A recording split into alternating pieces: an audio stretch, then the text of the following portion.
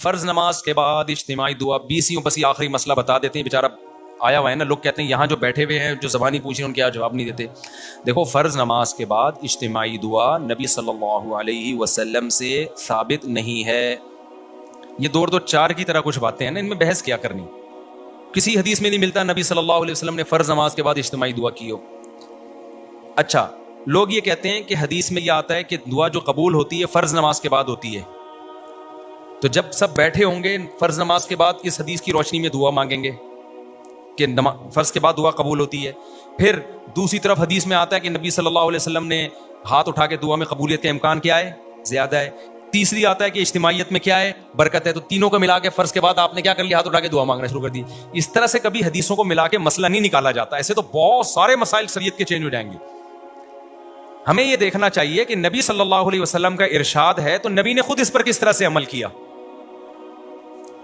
جس نبی نے ہمیں یہ بتایا کہ فرض کے بعد دعا قبول ہوتی ہے, اس کا اپنا عمل اور صحابہ کا اپنا عمل کیا تھا. تو 5 ٹائم نماز ہوتی تھی, ایک آدھ دفعہ کی بات نہیں ہے, پوری زندگی ہوئی ہے, پھر صحابہ نے ہمیشہ پڑھی ہے. اگر نبی صلی اللہ علیہ وسلم اس حدیث کا یہ مطلب نبی کی نظر میں یا صحابہ کی نظر میں ہوتا کہ نماز کے بعد ہاتھ اٹھا کے دعا مانگیں, تو 2-4 حدیثیں تو ملتی نا ہمیں اس پہ, کہ کیونکہ فرض کے بعد دعا قبول ہوتی ہے لہذا نبی صلی اللہ علیہ وسلم فرض کے بعد ایسے ہاتھ اٹھاتے تھے اور صحابہ بھی ہاتھ اٹھاتے تھے. پھر آمین آمین ایک بھی نہیں ملتی یار ہمیں. تو ہمیں پتا, پھر ہم یہ اشکال ہوتا ہے کہ پھر فرض نماز کے بعد دعا قبول ہونے کا مطلب کیا ہے. تو ہم جب دوسری حدیثیں دیکھتے ہیں تو ہمیں پتہ چلتا ہے نبی صلی اللہ علیہ وسلم فرض نماز کے بعد اللہم انت السلام و منک السلام پڑھا کرتے تھے. کسی حدیث میں آتا ہے آپ نے فرمایا آیت الکرسی پڑھو. کسی حدیث میں آتا ہے آپ نے فرمایا اللہم لا مانع لما اعطیت ولا معطی لما منعت, یہ دعا پڑھو. پتہ یہ چلا کہ یہ جو وظیفہ ہے نا, وظیفہ کہتے ہیں اسپیسیفک مخصوص الفاظ کے ساتھ جو حدیث میں دعائیں منقول ہیں. پتہ چلتا ہے کہ نبی صلی اللہ علیہ وسلم اس قسم کی آیت الکرسی اور اللہم انت السلام والی جو دعائیں ہیں نا, ان کو دعا سے تعبیر کر رہے ہیں جو اصل میں وظائف ہیں. جیسے, اور یہ جیسے ہم کہتے ہیں اذان کے بعد کی دعا کہتے ہیں کہ نہیں, تو کیا وہ ہاتھ اٹھا کے مانگی جاتی ہے؟ وہ ایک وظیفہ ہے. اللہم رب ہذہ الدعوۃ التامہ, اس وظیفے کو ہم کیا کہہ رہے ہیں؟ دعا. تو اسی طرح مسجد میں داخل ہونے کی دعا, تو کیا وہ ایسا کہ 4 آدمی اجتماعی داخل ہو رہے ہیں, چلو بھائی الحمدللہ رب العالمین والعاقبۃ للمتقین, کیونکہ حدیث میں آتا ہے مسجد میں داخل ہونے کی دعا. تو وہ اسپیسیفک الفاظ ہیں اللہم افتح لی, انفرادی طور پر. تو ہم حدیث کو اگر حدیث کی روشنی میں حل کرتے ہیں تو پتہ یہ چلتا ہے کہ نبی نے جو فرمایا کہ فرض کے بعد دعا قبول ہوتی ہے, تو وہ دعا سے مراد کیا ہے؟ وہ اسپیسیفک مخصوص الفاظ کی دعائیں ہیں, وہ قبول ہو جاتی ہیں فرض نماز کے بعد. اس طرح سے دونوں طرح کی حدیثوں میں کیا ہو جائے گی؟ تطبیق. یہ دلیل تو میں نے دی اہل حدیثوں کے لیے. اور جو تقلید کرتے ہیں فقہ حنفی کو یا فقہ شافعی کو فالو کر رہے ہیں, ان کے لیے بھی یہ بھی دلیل ہے. اور ایک اور دلیل کیا ہے کہ بھئی آپ ایک طرف یہ اعتراف کرتے ہو کہ ان ائمہ کرام نے, فقہا نے قرآن و حدیث کو ہم سے زیادہ سمجھا ہے. عقلی بات ہے نا, ہم تو کہتے ہیں بھائی اہل حدیث سے زیادہ ابو حنیفہ نے سمجھا ہے, امام شافعی نے سمجھا ہے. تو ہم جب ان سے رابطہ کرتے ہیں کہ آپ کی نظر میں ان حدیثوں کا کیا مطلب ہے, ان کے قول کو ہم حدیث کے خلاف کبھی بھی نہیں لے کے جاتے, یاد رکھو. حدیث کی تشریح میں ان کے اقوال کو پیش کیا جائے گا, حدیث کی مخالفت میں تو پیغمبر کی بات مانی جائے گی. لیکن حدیث کی ایکسپلینیشن میں ہم ان کی بات کو کیا کرتے ہیں, آج کے اسکالرز کی رائے پر ہم ان کو کیا کرتے ہیں, ترجیح دیتے ہیں. تو ان اسکالر سے اگر پوچھا جائے تو ان چاروں فقہ کی کتابیں جن پہ صدیوں سے فتویٰ دیا جاتا رہا ہے, کوئی ایک جزیہ, ایک عربی عبارت بھی ہمیں نہیں ملتی جس میں آتا ہو کہ امام کو چاہیے کہ وہ سلام پھیرے, مقتدیوں کی طرف رخ کر کے ہاتھ اٹھا کے دعا مانگے. وہ حالانکہ فقہ کی کتابوں میں بہت باریک باریک جزیات بھی ہوتے ہیں, بہت معمولی سی چیزیں بھی ہائی لائٹ کی ہوتی ہیں انہوں نے. تو صدیوں تک یہ سارے فقہا کیوں خاموش رہ گئے ایک ایسی چیز سے جو دن میں ایک دفعہ نہیں بلکہ کتنی دفعہ ہو رہی ہے, 5 دفعہ ہو رہی ہے. تو یہ بہت بڑا سوال ہے. اب جب دیوبندیوں سے بات کرو تو ان کے پاس سوائے علماء دیوبند کے حوالے کے کچھ ہوتا نہیں ہے. ہم ان سے کہتے ہیں بھائی علماء دیوبند نے اب کے علماء دیوبند کے آپ حوالے دے رہے ہیں نا, جب علماء دیوبند کوئی بات کریں گے تو ان پر بھی تو لازم ہوگا کہ وہ دلیل پیش کریں. انہوں نے دلیل کیا دی ہے؟ تو وہ جواب میں کہتے ہیں ہم علماء دیوبند کے مقلد ہیں. بھائی تقلید ہم صرف مجتہدین کی کرتے ہیں اور کسی کی تقلید نہیں کرتے. وہ بھی اس لیے کرتے ہیں کہ ان کے پاس علم ہم سے زیادہ تھا. تو آپ اگر علماء دیوبند سے رابطہ کرتے ہو تو جو علماء دیوبند کہہ رہے ہیں کہ کرنی چاہیے, تو سوال پہ تو دلیل کیا ہے. تو دلیل میں نہ فقہ کی کوئی عبارت عربی کتابوں کی, اردو کی بات نہیں کر رہا, اور نہ قرآن و سنت سے کوئی حوالہ یہی ہوگا کہ حدیث میں آتا ہے فرض کے بعد دعا قبول ہوتی ہے, حدیث میں آتا ہے کہ رفع الیدین سے دعا قبول ہوتی ہے, حدیث میں آتا ہے کہ اجتماعی دعا میں قبولیت کا امکان زیادہ ہے. ایسے 3 چیزیں آپ ملائیں گے تو پھر بریلوی حضرات جو نماز جنازہ کے بعد دعا کرتے ہیں پھر تو وہ بھی ثابت ہو جائے گی. اچھا بعض لوگ یہ بھی دلیل دیتے ہیں کہ دعا کا کوئی ٹائم نہیں ہے, کبھی بھی کرو. بریلوی حضرات یہی تو کہتے ہیں مگر جنازہ کے بعد دعا کریں تو دعا کو کوئی ٹائم نہیں ہے, کبھی بھی کرو. ہم کیا کہتے ہیں بھائی نبی نے جنازہ ہی کو دعا قرار دیا ہے, بس اس کے بعد دعا نہیں ہوگی. تو وہی دلیل ہم فرض نماز کے بعد دے رہے ہوتے ہیں, بھائی کوئی ٹائم نہیں ہے جب چاہے کر لو.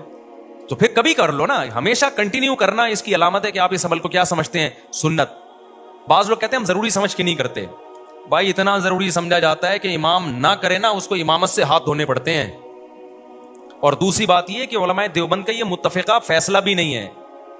میں علماء دیوبند کی توہین نہیں کر رہا کہ یہ کہہ کہ ان کے پاس دلیل نہیں ہے. یہ توہین جب ہوتی جب سارے علماء دیوبند کا یہ فیصلہ ہوتا. علماء دیوبند میں جو چوٹی کے علماء ہیں وہ اس کے قائل نہیں ہیں. حضرت مفتی محمد شفیع صاحب جو مفتی تقی عثمانی صاحب کے استاذ ہیں وہ کوئی علماء دیوبند کے معمولی عالم نہیں تھے. ان کا پورا رسالہ ہے اس پر کہ فرائض کے بعد یہ جو دعا کا ہمارے ہاں رواج ہے یہ ثابت نہیں ہے. مفتی رشید احمد صاحب رحمۃ اللہ علیہ کا اصل بتائیں پورا اس پہ تفصیلی رسالہ ہے. ابھی ریسنٹلی حضرت مولانا منظور منگل صاحب کا بھی اس پہ بیان آیا ہے, انہوں نے بھی کہا کہ یہ ثابت نہیں ہے, اور جنہوں نے اس پہ رسالہ لکھا ہے وہ کوئی دلیل ان کے پاس ہے نہیں. تو یہ ہندوستان پاکستان کی ایک رسم ہے, جب یہ چل پڑی تو پھر اب اس کے دلائل. اچھا ہمارے ہاں بعض لوگ تو اہل حدیث کی مخالفت میں غلو کرتے ہیں کیونکہ یہ مسئلہ زیادہ اٹھایا اہل حدیث نے کہ فرائض کے بعد دعا نہیں ہے. اب ہونا یہ چاہیے تھا, ہم تحقیق کرتے ہم کہتے بھائی اہل حدیث صحیح کہہ رہے ہیں, لیکن ہمارے یہاں بھی بعض لوگوں کو دیوبندیت کا کچھ ضرورت سے زیادہ حیضہ ہے. انہوں نے کہا چونکہ علماء دیوبند میں رواج ہے تو اب نہیں بھی ہے تو اس کو ثابت کر کے چھوڑنا ہے ہم نے.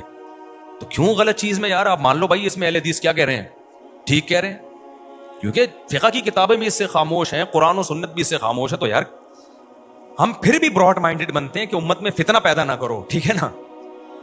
اگر امام مانگ رہا ہے اس کو مانگنے تو آپ ہاتھ نیچے کر کے بیٹھے رہو, بس ختم ہو گئی بات. پھر بھی کوئی مانگ رہا ہے تو مانگتا رہے.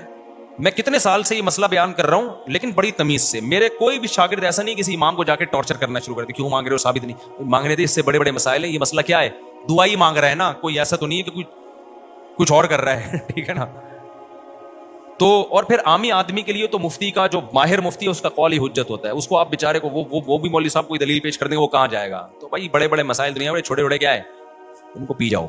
تو اس لیے میں یہ چھیڑتا نہیں ہوں, لیکن اب چھیڑ دیا تو اس لیے میں چھڑ گیا ہوں تھوڑا سا, ورنہ بہت دفعہ یہ پرچیاں آتی ہیں میں جواب نہیں دیتا کیونکہ مسجدوں میں ہو رہی ہیں دعائیں. مفتی محمد شفیع صاحب رحمۃ اللہ نے بھی لکھا ہے پورا رسالہ کہ ثابت نہیں ہے. آخر میں لکھا ہے کہ کسی مسجد میں بہت عرصے سے معمول چلا آ رہا ہو تو ایک دم نہ چھڑوائیں, اور فتنے کا اندیشہ ہو تو خاموش ہی رہیں, کیونکہ مسجدوں میں لڑائیاں لڑوانا یہ بھی قرآن و حدیث سے ثابت نہیں ہے.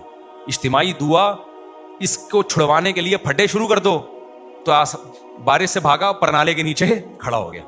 وہی مثال ہو جائے گی, ایک آدمی نے زنا کیا, حمل ٹھہر گیا, بچہ ہوا تو پکڑا گیا. عورت کو پوچھا تو شادی شدہ ہے نہیں, یہ بچہ کہاں سے, اس نے کہا یہ فلاں سے زنا کیا تھا, حمل ٹھہرا تھا. لوگوں نے اس کو پکڑ کے مارا تو اس کے دوستوں نے کہا کمبخت, جب تو زنا کر رہا تھا تو حمل روک لیتا, حمل کیوں ہونے دیا. اس نے کہا حمل روکنا اسلام میں مکروہ ہے. تو نے کہا یہ جو کر رہا ہے یہ کیا ہے. تو اجتماعی دعا کو میں ثابت نہیں سمجھتا, لیکن اجتماعی دعا کی بنیاد پر امام صاحب کو یہ کہنا کہ یہ حدیث کو نہیں مانتے اور یہ اندھے مقلد ہیں اور ان کے پاس دلائل نہیں ہے اور ٹارچر کرنا, یہ اس سے بڑا جرم ہے. اگر اجتماعی دعائیں مسجدوں میں ہو رہی ہیں یہ اتنا بڑا ایشو نہیں ہے. آپ اپنی رائے پیش کرتے ہیں, خاموش ہو جائیں, مان لیں ٹھیک ہے نہیں ہے. میرے ہی اساتذہ بعض ایسے ہیں جو اجتماعی دعا کے قائل ہیں. ہم تو نہیں ان کی توہین کرتے, کہتے بھائی ٹھیک ہے, ہو سکتا ہے میرے اس بیان پہ وہ میری کلاس بھی لیں. کیا بول رہا ہے بھائی تو, ٹھیک ہے نا. تو نہ میں ان کی کبھی توہین کروں گا, میں بولوں گا بھائی ٹھیک ہے, لیکن ہم تو پابند کس کے ہیں, قرآن و سنت کے پابند ہیں نا. قرآن و سنت کے ہمیں یہی سمجھ میں آ رہا ہے بھائی اب کیا کریں, لیکن ہم توہین تھوڑی کریں گے. نہ ان کی کبھی, اور میرے سے زیادہ علم بھی ہے ان کے پاس, تقویٰ بھی ہے, سب کچھ ہے, نہ ہمارے دل میں ان کی کبھی کوئی کمی آئے گی. تو اس ظرف کے ساتھ اگر آپ اس رائے کو لیتے ہیں تو ٹھیک ہے, ادروائز جیسے ہیں پھر ویسے زیادہ ٹھیک چل رہے ہیں مارکیٹ میں, ویسے ہی چلتے رہیں. سمجھتے ہو بات کو, تو ثابت نہیں ہے. بلکہ میں ایک بات اور کہوں, انفرادی بھی ثابت نہیں ہے. یعنی انفرادی طور پر بھی فرض نماز کے بعد رفع الیدین کی ایک ضعیف روایت ملتی ہے ہمیں.